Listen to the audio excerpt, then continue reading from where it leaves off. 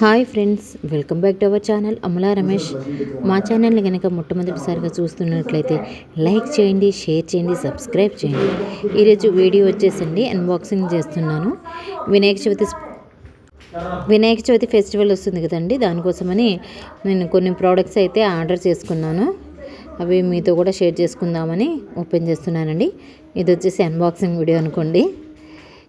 చూడండి ఫ్రెండ్స్, మంచి colourful flower garland అంటే తీసుకున్నానండి. చాలా అంటే చాలా నచ్చిందండి. ఇది చూడగానే నాకు ఈ colour green, white and purple ఎక్సలెంట్గా ఉందండి.